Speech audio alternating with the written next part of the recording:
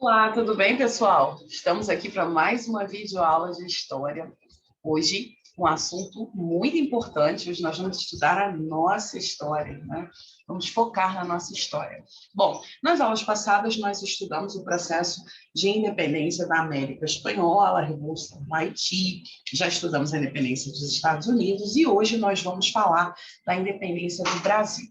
Só que a independência do nosso país, ela não foi de uma hora para outra, 7 de setembro de 1822, e bum, nada disso. Ela tem todo um processo, todo um contexto, uma série de acontecimentos históricos que vão interferir, vão levar ao ápice, ao ponto final, que vai ser a independência do Brasil.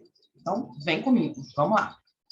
Bom, o primeiro acontecimento que nós vamos focar, que nós vamos estudar, é a vinda da família real para o Brasil. Vinda da família real portuguesa para o Brasil, né? Aqui a gente está vendo uma imagem ilustrando aí, né? Brasil, Portugal, a vinda, né? E aqui é Dom João e Carlota Joaquim, tá bom? Vinda da família real para o Brasil. Vamos lá. Bom, o que a gente tem que saber sobre esse contexto? Primeiro, saber por que eles vieram parar aqui. E aí a gente vai lembrar uma coisa que nós já estudamos.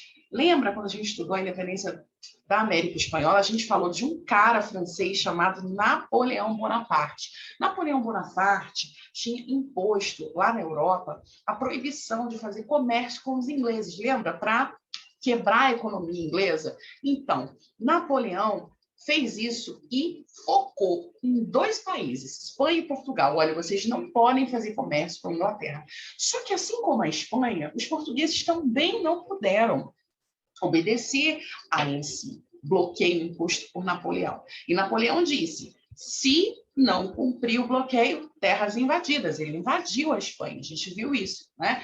E aí, quando ele ameaça invadir Portugal, o que a família real portuguesa faz? Não só eles, mas uma galera, uma cambada de nobres, né? Vieram junto com eles para cá em várias embarcações, vieram para o Brasil, tá? Para a sua maior colônia, a colônia que naquele contexto gerava mais riqueza, mais metais preciosos, tá bom? Bom, a sua colônia, vamos dizer assim, que eram os olhos de Portugal. Então, eles vieram para cá, toda a família real e mais um monte de nobres, com medo, fugindo das tropas napoleônicas, tá bom? Então, não conseguindo aí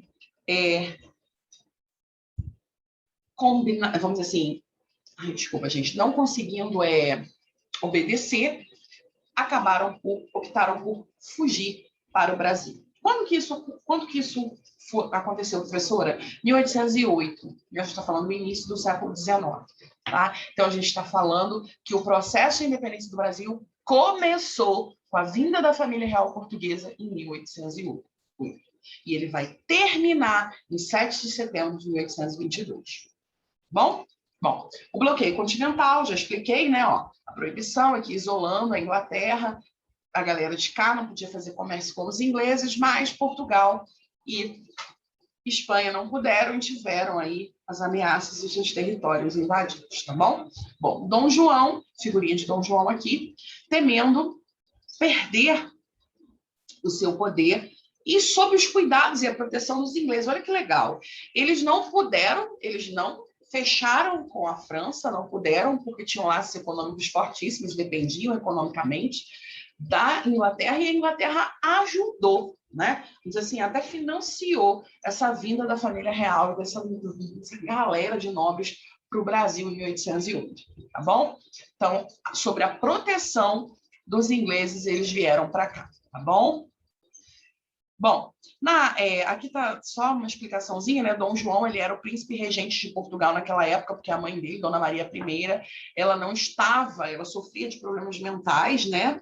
E não tinha condições de governar, portanto, ele estava com o poder, regendo o poder, né? Dom João vai virar rei mesmo, vai ser coroado em 1818, né? Já aqui no Brasil, tá bom?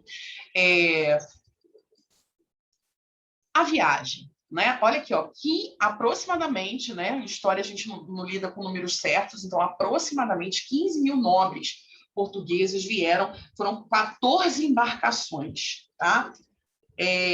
Como eles não sabiam como é que ia ser a vida aqui, trouxeram tudo, trouxeram documentos, riquezas, livros importantes das bibliotecas portuguesas, trouxeram tudo, né? Coleções de obras de arte, trouxeram tudo nessas embarcações para cá, tá bom?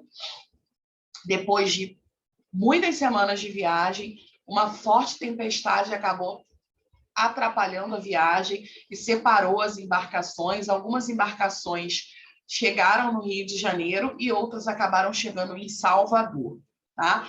A de Dom João de Carlota Joaquina, da família real, acabou chegando em Salvador em março de 1808. Depois eles vieram para o Rio de Janeiro. Tá bom? A chegada, né? Vai ser um evento, né? Um acontecimento aqui, um babado aqui no Brasil, naquele contexto. Imagina se existisse internet, ia bombar, né? No Twitter, nas redes sociais, Dom João, a chegada do príncipe. Ah, o príncipe está aqui, enfim, é isso, né? Então, ao chegar no Rio de Janeiro, festas com toda a pompa, né? A população do Rio de Janeiro mesmo não apreciou, não entendeu, não participou, só olhou, né? Foi o que aconteceu. A população ainda teve que abrigar esses nobres, né?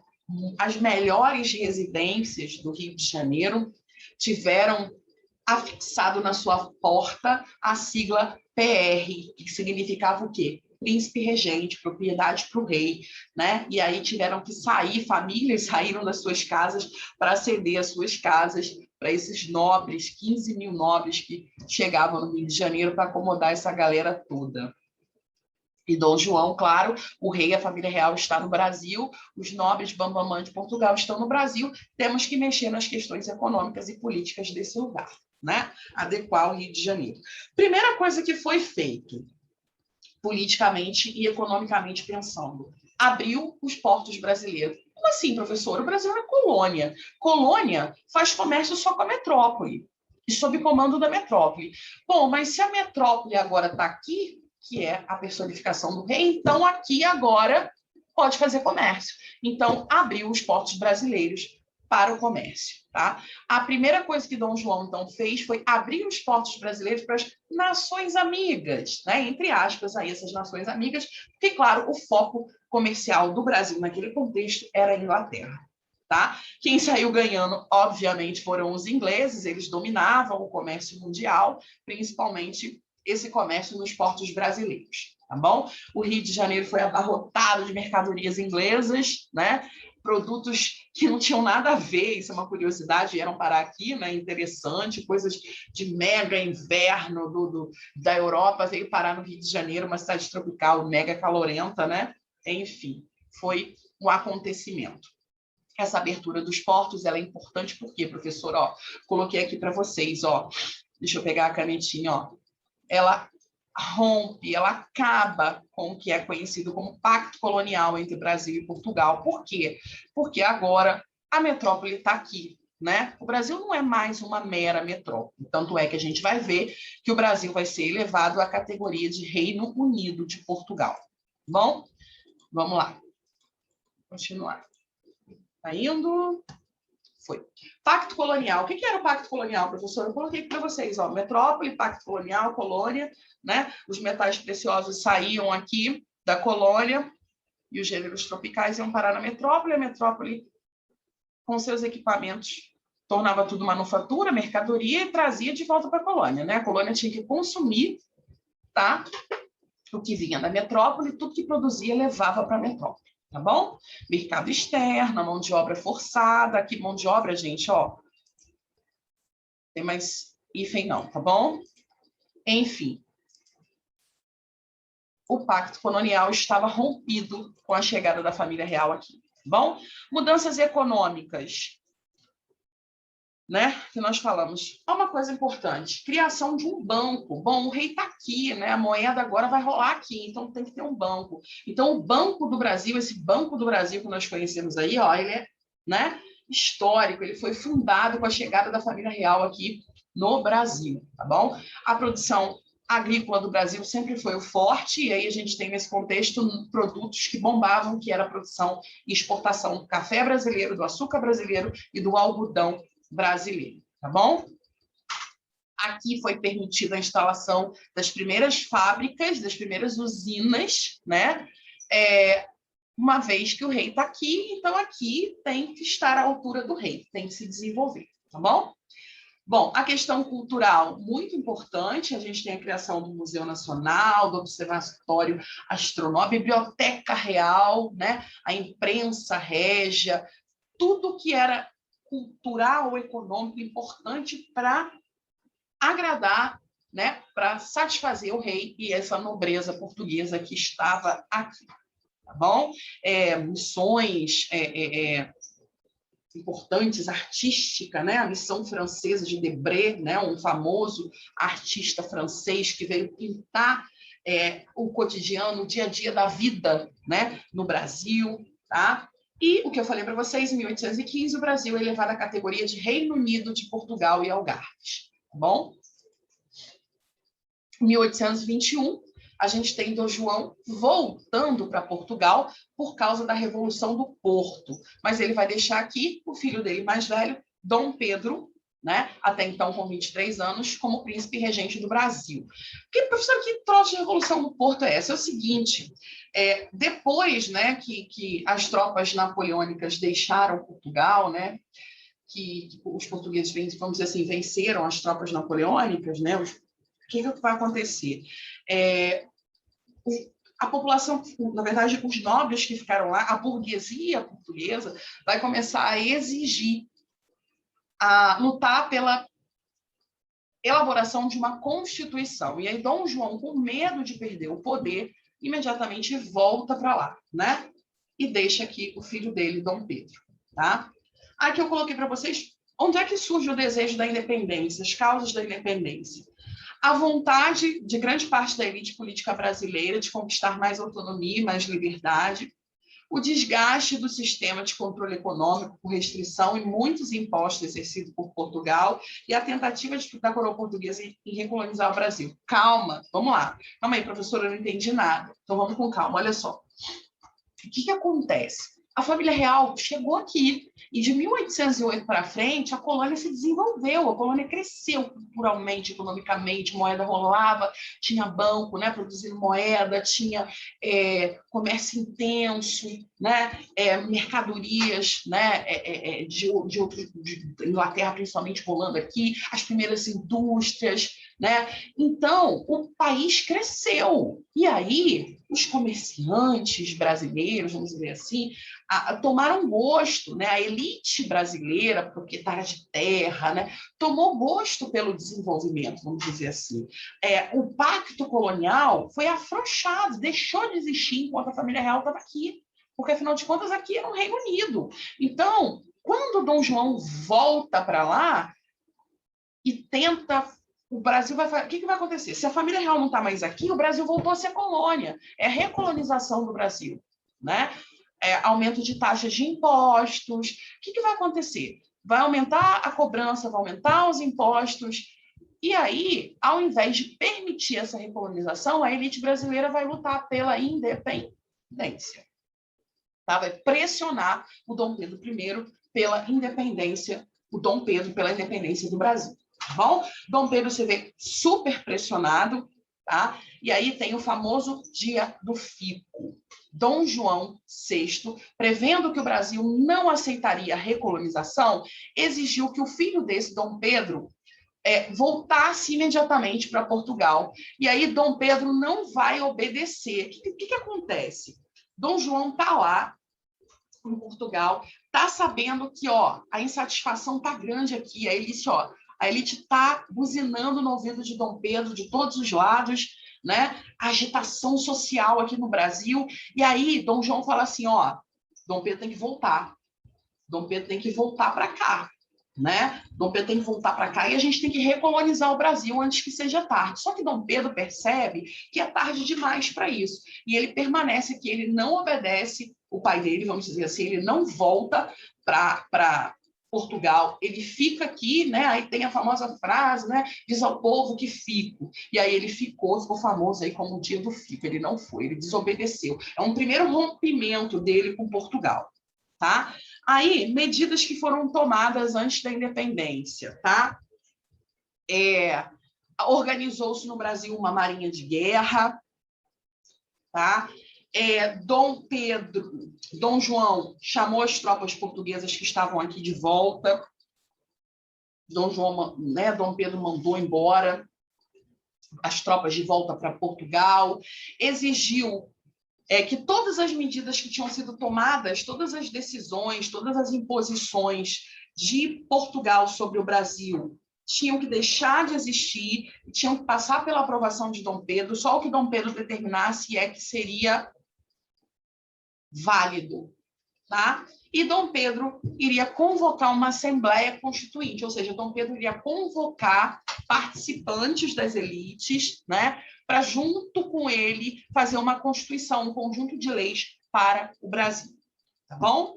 E Dom Pedro, então, resolveu andar pelo, vamos dizer assim, pelo país, né, pelas províncias, né, que hoje a gente conhece como os estados, para visitar e tentar acalmar a população. Então, ele passou por São Paulo e por Minas Gerais na tentativa de acalmar a população que estava exaltada em várias regiões do país na euforia da não recolonização e da independência. Tá? Aí tem a proclamação da independência, um quadro pintado aí famoso, né? A gente sabe que, claro, que na prática dizem provavelmente não aconteceu dessa forma, isso aqui é uma questão artística. Então, dizem que ao viajar por Santos, passando por São Paulo, né, Dom Pedro recebeu uma carta da coroa portuguesa exigindo o retorno dele, mais uma vez, e anulando a Constituinte que estava se formando no Brasil. Tá? Diante dessa situação, Dom Pedro deu o famoso grito de independência, às margens do Riacho Ipiranga, em São Paulo, independência ou morte. Tá? Dom Pedro I foi, então, coroado imperador do Brasil em dezembro de 1822. Então, a gente tem 7 de setembro de 1822 vamos dizer assim, a consolidação, a formação, né, vamos dizer assim, a afirmação da nossa independência, o último passo, vamos dizer assim, para a nossa independência. E aí, em dezembro, né, Dom Pedro vai ser coroado o imperador do Brasil. Tá? Portugal, para reconhecer a independência do Brasil, vai exigir dinheiro. Professora, teve guerra? Teve alguns conflitos com tropas portuguesas, né? Com portugueses que estavam aqui, com nobres portugueses que estavam aqui. E quando Dom João foi, uma galera foi embora junto também, né? Mas muitos ainda ficaram e aí tentaram resistir. Houve sim, mas foi muito pequeno se você for comparar com o que aconteceu na América Espanhola, por exemplo, né? Que a gente estudou. Mas, para reconhecer a independência do Brasil, Portugal exigiu indenização, exigiu o pagamento de 2 milhões de libras esterlina, né? E aí a nossa história de um país independente começa com uma dívida, porque o Brasil pegou dinheiro emprestado com a Inglaterra para pagar essa dívida, para quitar essa dívida e Portugal reconhecer o Brasil como livre e independente. 2 milhões de libras esterlinas. Em algumas regiões do Brasil, principalmente no Nordeste, ocorreram revoltas, né, comandadas principalmente por portugueses, que eu falei para vocês, claro, contrários à independência, mas as tropas imperiais reprimiram e puseram fim a essas revoltas, tá? E aí, gente, começa o governo de quem? De Dom Pedro I, né? Do cara que, vamos dizer assim, que viu que não tinha saída, beleza, independente, né? Então, ele é o primeiro imperador do Brasil, Dom Pedro I. Em 1822, Dom Pedro realiza a independência do 7 de setembro. Dom Pedro passa de príncipe regente para imperador do Brasil. E o governo de Dom Pedro I, que foi de 1822 a 1831, ficou conhecido como o primeiro reinado. Tá bom? Aqui eu coloquei a imagem para vocês, famosa, né, de Pedro Américo, do processo de independência. Tá bom? Aqui, gente, é interessante que é como se a população tivesse aclamando o Dom Pedro pela independência. Na verdade, a vida da população em si, dos pobres, né, não mudou, né? Mudou para a elite que estava ali pressionando e que vai ser beneficiado com o governo de Dom Pedro I, tá bom? Então, isso é mais uma ilusão artística, vamos dizer assim, porque não teve participação popular na independência do Brasil. Dom Pedro forçado pela elite, tá bom? Vindo que muito que não tinha saída. Aqui, né, deixa eu ver se eu consigo puxar isso para cima, para vocês visualizarem. Né, Dom Pedro compondo o hino nacional brasileiro, não é o hino que a gente tem hoje, é o hino nacional oficial do Brasil, não, mas é o hino, existe esse hino, né? Esse hino é considerado o hino da independência hoje. Quem tiver curiosidade, pode procurar saber, ouvir, né? Saber sobre ele. Agora deixa eu baixar aqui de volta. Vamos lá. A Assembleia Constituinte, Dom Pedro já estava prometendo essa reunião, né? Com vários representantes dos grupos que tinham poder e condições de influência no Brasil, e ele chamou essa elite, os grandes proprietários de terra e muitos comerciantes portugueses que estavam aqui, chamou para essa reunião, né? E aí começa o processo para discutir e formar o primeiro conjunto de leis do nosso país. Um país independente ele tem que se organizar, né? E aí esse grupo aí formando, tomando essas decisões. Primeira decisão importante: o Brasil passou a ser uma monarquia constitucional. O professor que trouxe é esse. Primeiro, monarquia é o governo de um rei, de um monarca, governo de um, tá? Constitucional, porque esse rei, esse monarca, ele ia ter que obedecer às leis, à Constituição, que é o conjunto de leis máximas de um país, tá bom? Então, uma monarquia constitucional é um sistema político que reconhece o monarca, tá? Como chefe do Estado, mas o poder dele está limitado, tá? Pela Constituição. Eu quero fazer uma correção aqui nesse slide, é o seguinte: aqui está falando que uma monarquia constitucional ou parlamentarista. Só para reforçar aqui, gente, um erro técnico aqui, não é a mesma coisa. Eu não vou entrar em detalhes do que é uma monarquia parlamentarista, tá? Nesse momento, porque monarquia parlamentarista, o poder do rei está limitado pelo parlamento. Tá? Na monarquia constitucional, que foi o que aconteceu no Brasil, o poder do imperador estava limitado pela Constituição. A Constituição limitava o poder do imperador. Tá bom? Foi isso que aconteceu no nosso país. Monarquia, portanto, constitucional. Desconsiderem essa parte aqui. Tá? Desculpa, não estou sabendo voltar. Essa parte aqui desconsidere. Vamos voltar. Tá? Vocês entenderam, né, gente? Deu ruim aqui? Aqui. Essa aqui desconsidere, tá bom? Erro técnico. Vamos lá. Seguindo. Aqui, gente, como é que ficou a organização política do país? Vamos lá. Poder moderador. Olha, Dom Pedro é muito esperto. Ô, cara esperto, gente. Vamos lá. Pensa comigo. Opa, peraí, essa Constituição vai limitar o meu poder?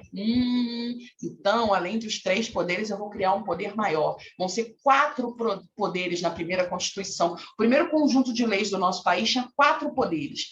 O poder legislativo, composto por senadores e os deputados aqui, tal como a gente tem, né? Senador, não igual, mas parecido com o que a gente tem hoje, senadores e deputados formando o poder legislativo, né? Próximo ali do imperador. O executivo, ele, chefe de Estado, né? E o judiciário, os tribunais de justiça que existiam.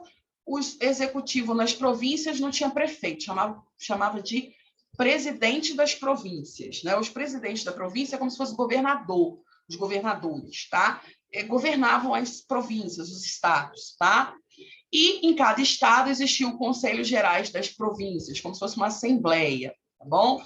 Então, lá em cima tem ele, o poder moderador, que é dele. Depois tem um conselho, como se fossem os ministros que governavam junto com ele.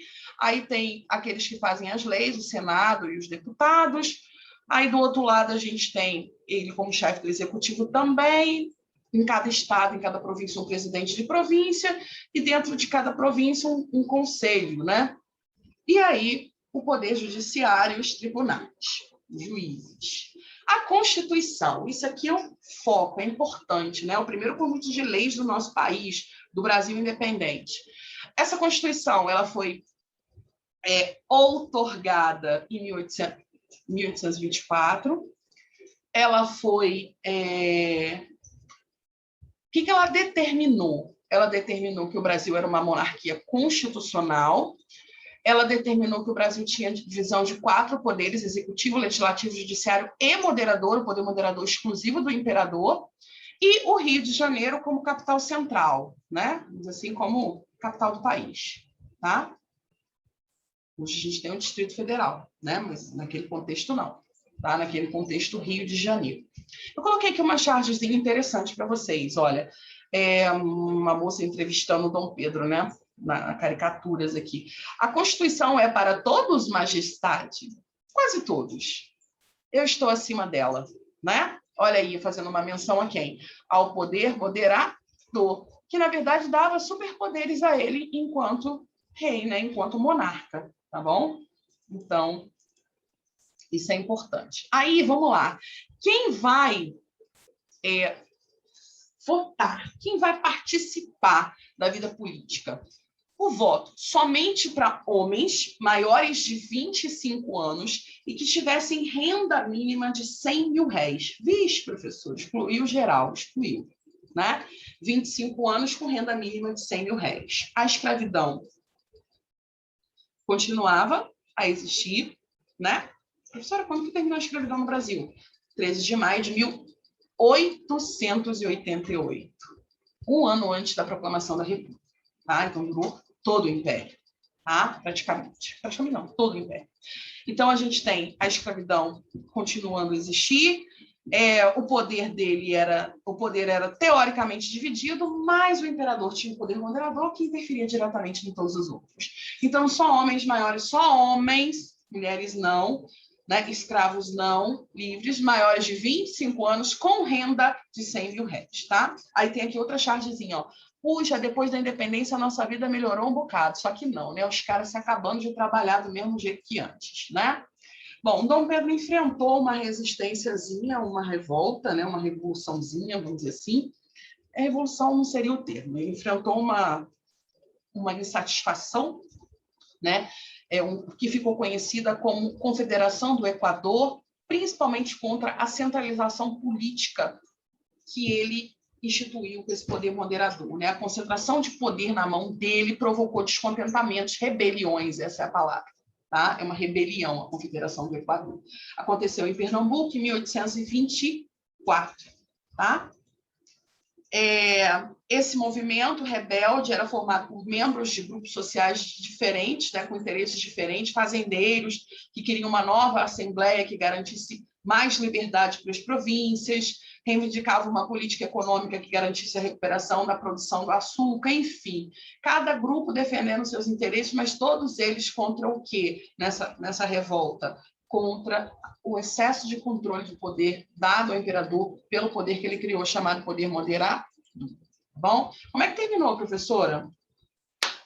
Pancada neles, né? Terminou reprimidos de forma violenta e o líder, como sempre, servindo de exemplo, né, para os demais, para que ninguém mais ousasse. Tá? Homens livres pobres combatiam o problema da fome, tá vendo? Não só fazendeiros, mas a gente tem na Federação do Equador outros grupos, né, lutando por interesses próprios, né, pela fome, por trabalho, pelo fim da escravidão, todo mundo junto e envolvido ali contra a centralização e os desmandos do imperador. Tá? Esse movimento foi duramente combatido e a gente tem aqui um dos líderes, Frei Caneca, que foi condenado à pena de morte, tá? Foi executado. Tá? Bom, um outro problema que o Brasil vai enfrentar no contexto do primeiro reinado é a chamada guerra na província de Cisplatina. Tá? Cisplatina é uma região que pertencia ao Brasil, que hoje não pertence mais, que a gente chama, um país, né, Uruguai, tá bom? Parte do Uruguai. Em 1825, os habitantes da província da Cisplatina iniciaram uma revolta exigindo independência, né, formação de um novo país, né, que hoje a gente conhece como Uruguai. Dom Pedro enviou tropas para lá para evitar a separação. Essa guerra durou 3 anos, de 25 a 28, mas o governo brasileiro perdeu e acabou reconhecendo essa independência da Cisplatina. Tá bom? Gerou muitos custos, muitos gastos, né?